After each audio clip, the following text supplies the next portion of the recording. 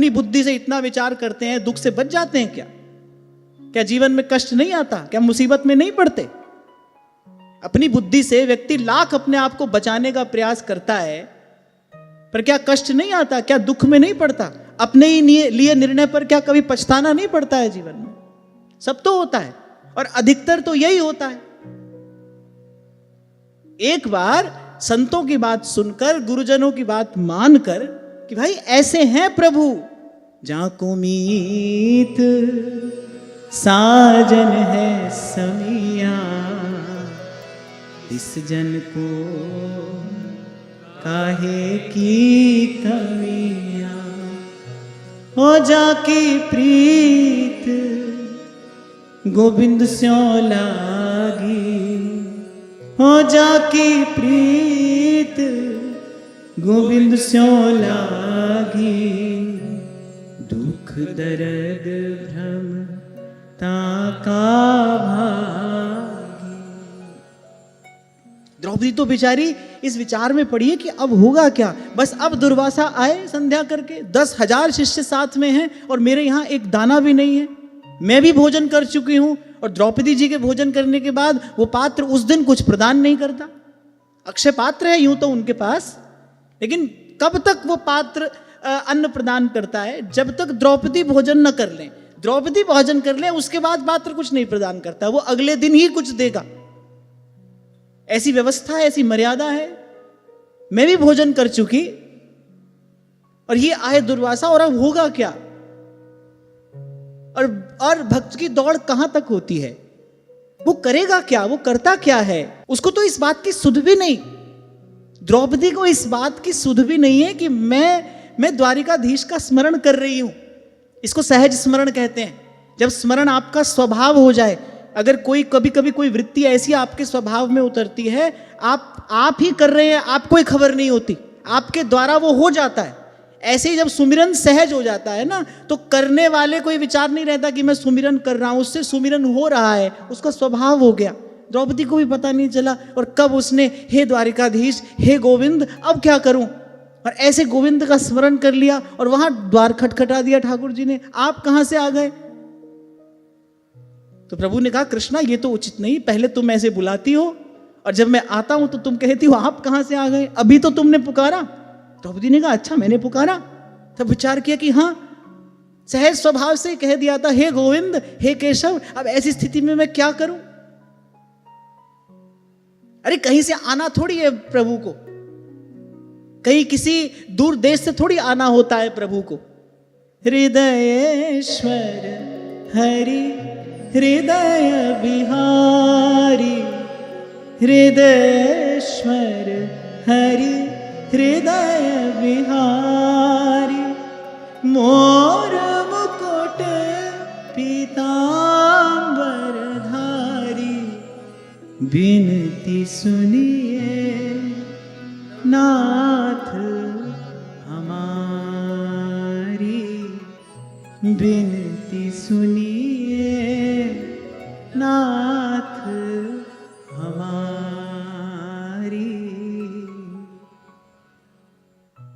खैर मैंने तो छोटी सी बात आपको केवल इसलिए कही कि जो अपने जीवन में घटता है उसके लिए किसी दूसरे प्रमाण की आवश्यकता नहीं होती। जो प्रत्यक्ष हो उसको अनुमान की आवश्यकता नहीं है।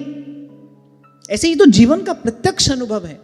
और कभी कभी तो संकोच होता है। मैं अपनी बात कह रहा हूं, कभी कभी ऐसे मन में कोई भाव आता है और प्रभु सामने से व्यवस्था करते हैं, फिर मन में संकोच होता है कि हम जैसे प्रभु की क्या सेवा करेंगे, हम जैसे प्रभु को क्या सुख पहुंचाएंगे। हम तो केवल प्रभु के श्रम का ही कारण बनते हैं। हम तो आज तक केवल प्रभु के श्रम का ही कारण बने हैं। मन की दौड़ रुकी नहीं, मन की दौड़ रुकी नहीं।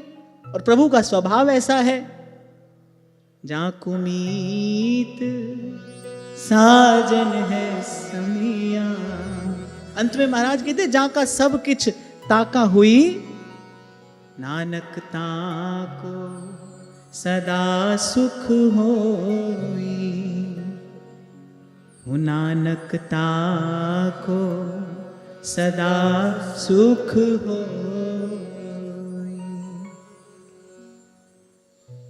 तो जो प्रेम प्रीति की अभिलाषा लेकर जाता है उसकी ओर पहले तो कृपा भरी करुणा भरी दृष्टि से देखते हैं।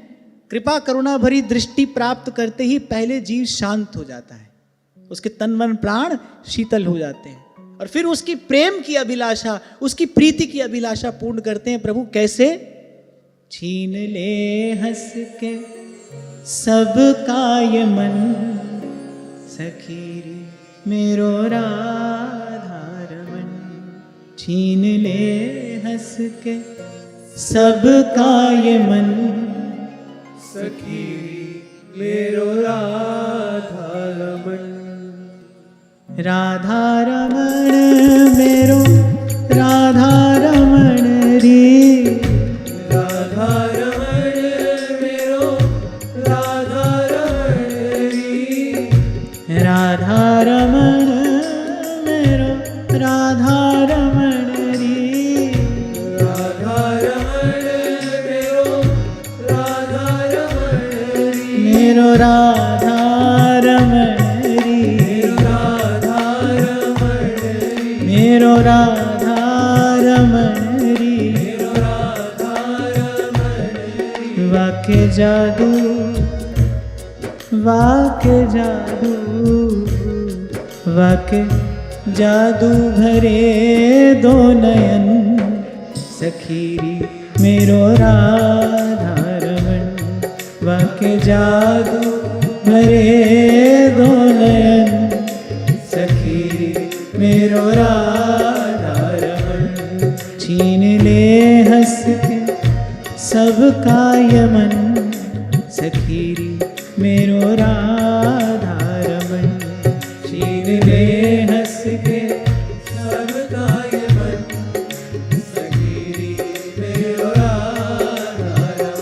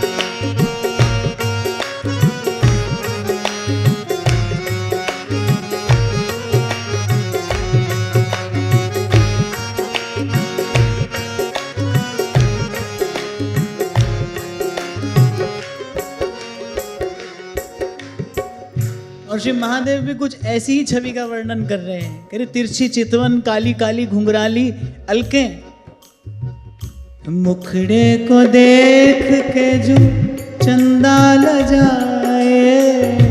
मुखड़े को देख के जो चंदा ल जाए। घुंघरारी लट पे घटाएं वारी जाए। घुंघरारी लट पे घटाए वारी जाए। घटाएं वारी जाए। घटाए वारी जाए। ओ घटाएं वारी जाए। घटाए वारी जाए। वाके जादू, वाके जादू, वाके जादू भरे दो नयन, सखीरी मेरो राधारमण। वाके जादू भरे दो नयन, सखीरी मेरो राधारमण। छीन ले हंस के सबका यमन, सखीरी मेरो राधारमण। छीन ले हंस के सबका यमन, सखीरी मेरो राधारमण। लेकिन कैसी वस्तु छीनने की इच्छा होती है? बड़ी सुंदर हो, सरस हो, मधुर हो, उत्तमोत्तम गुणों से युक्त हो, ऐसी वस्तु ही तो किसी से छीनने की इच्छा होगी।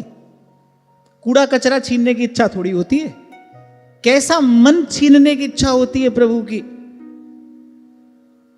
निर्मल मन, समर्पित मन, सरल भाव स्फुरित होते हो जिसमें, बालक का सा मन। आप देखो बालक का स्वभाव कैसे होता है,